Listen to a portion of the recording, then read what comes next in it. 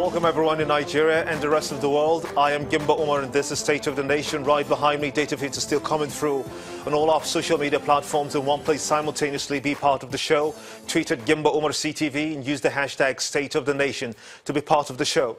The Senate on November 22nd mandated an ad hoc committee to investigate the cause of the incident of resistance of arrest between the EFCC boss Ibrahim Magu and the former DSS DG Ita Ekpeyong and NIA boss Ayodele Oke and report back to it. The EFCC stated that it had obtained 2 separate warrants from a court to arrest the former bosses and got the permission of the court as well to search their residence.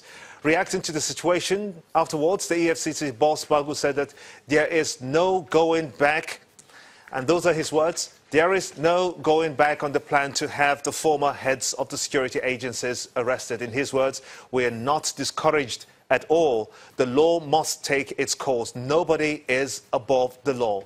Ekpeyong, who served as the head of the DSS from 2010 to 2015, had been invited by the EFCC for his alleged role in the arms scam following a former National Security Advisor, Colonel Sambo Dasuki, retired, and other service chiefs who have since been arraigned.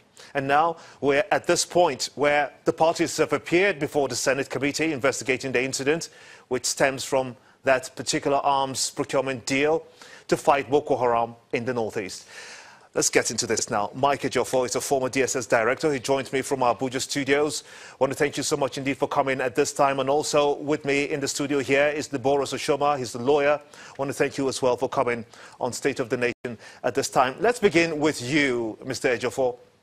Did it strike you that at the meeting with the senators, that ad hoc committee, the chairman, Senator Francis Ali Mekena, he did ask journalists to leave before the discussions commenced, when he, of course, asked if the parties had something of general interest to talk about. Do you think that was appropriate? Well, that's the proper thing to do. In such sitting, you don't expect the press or members of the public to begin to listen to some issues that are capable of jeopardizing national security interest. You never can say what would have happened. And you agreed with me that both the chairman of EFCC and the DGSS agreed that the sitting should be had in camera instead of allowing the press to witness it. That is my worry from this whole episode, because you see, we're talking of security funding, security operations. There are certain things that should come to the public domain. So it's really an unfortunate situation, and I feel that the government should have intervened by now to put a stop to all this unnecessary crisis.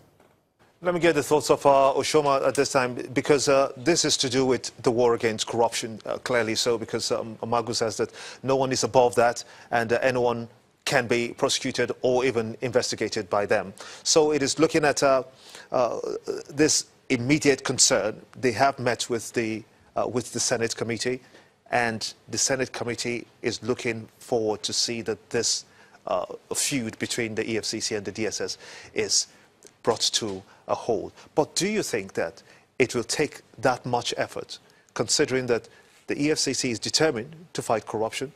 It said it got 2 arrest warrants to investigate and also to search their houses, but that hasn't happened to this time. First and foremost, as determined as EFCC is, they should also remember that a tree can make a forest. You know, they operate in an environment where you have their functions in some cases would overlap with other security agencies. And that's why if you look at the EFCC Act, you know, almost all the DGs of other security agencies are members of the board of the EFCC, including the DG DSS. So I would have expected a synergy, a collaboration, most especially when the people involved at some point you know, in the history of our nation, you know, former DGs of these agencies.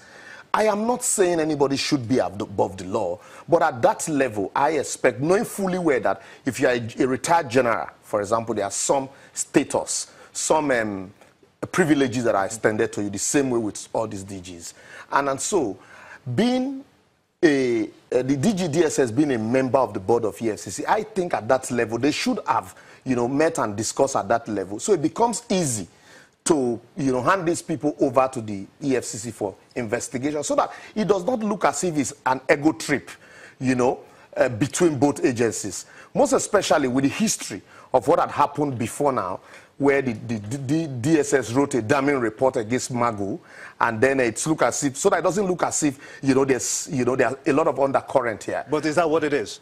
I don't know, because for the ordinary man on the street, you would think there's some ego trip going on here between the DSS and the DG. But if it's about fighting corruption, if it's about work, I think there should be synergy between all the agencies. After all, they both report to the same desk. It is the same government. So any result that is achieved at the end of the day should be, a collective result. And any dent to the fight also would be a collective dent. Let's talk to Mr. Ejiofor again. It is indeed believed that this case is one that hits the very core of the possibility that Boko Haram would have been defeated if the funds meant to fight them in the first place at the peak of insurgency in the northeast was provided. Does this suggest to you that some individuals can't be prosecuted? Well, I don't know how to relate this issue now, because the question you asked, they are virtually almost unrelated. But I tell you that there's no way we can achieve security without synergy from the various security agencies, whether be it SSS, be it the army.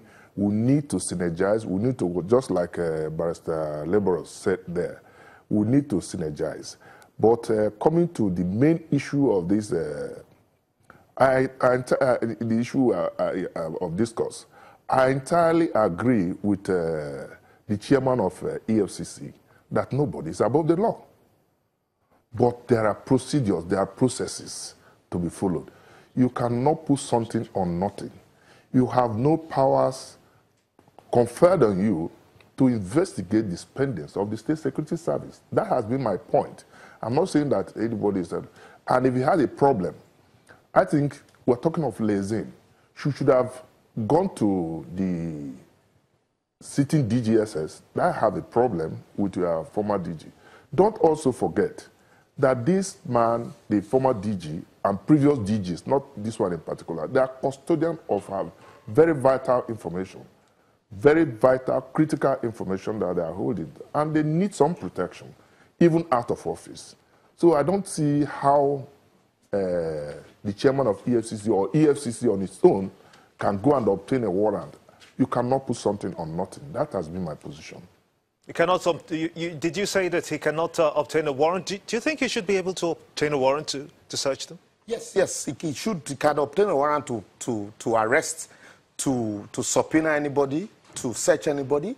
But like Mr. Ejiofor has said, there are procedures. For example, the DSS is a secret agency, secret security agency. Is the EFCC not following due process? No, I don't think with what had happened here, I think EFCC, it wouldn't have been out of place for the EFCC to extend, a hand of, fellowship or synergy to the current DG, most especially because they protect some of these officers, even not at the level of DG, because the information at the disposal of these people, that's why even the Senate is hearing these matters in camera. Do you think sentiment is involved in this? I think sentiment is also at play here. Then let's talk about the prosecutorial powers of the EFCC at this point, because it does seem to suggest that whenever the EFCC moves to carry out prosecutions, it's always hampered by that very, should I call it a strain on itself, because you hear time and again that the EFCC, you don't have the powers to prosecute.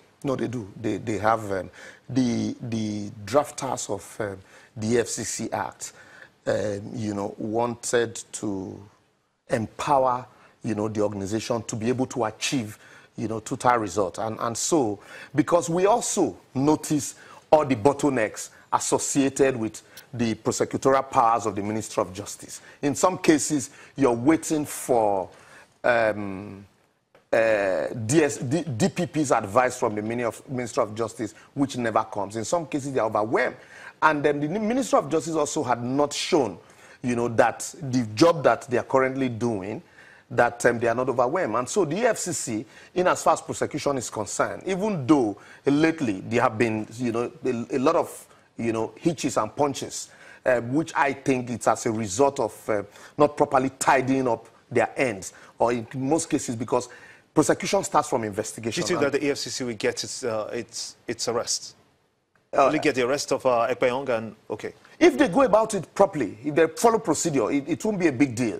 No generals have been arrested and are being prosecuted. But there's need to go about it properly, because the defense of the DSS would be, look, the information at the disposal of these people, they are not the ones that anybody can just come and say, come volunteer information to us as regard. And then, if we must ask the question, this arms deal, is it an open-ended prosecution or investigation? Because the matter is already in court. So which one, so these are some of the tiny bits questions that are, that keep propping up, that it becomes very difficult for you to tidy up the loose ends. I'll take that as your final words. Unfortunately, I cannot get back to you again in Abuja. Mr. Mike Ejiofor, a former director of the DSS. I want to thank you so much indeed for talking to us from our Abuja studios, and Liboros Oshoma, also a lawyer in our Lagos studios with me. Thank you so much indeed for talking to us. When State of the Nation returns, 2,000 megawatts of electricity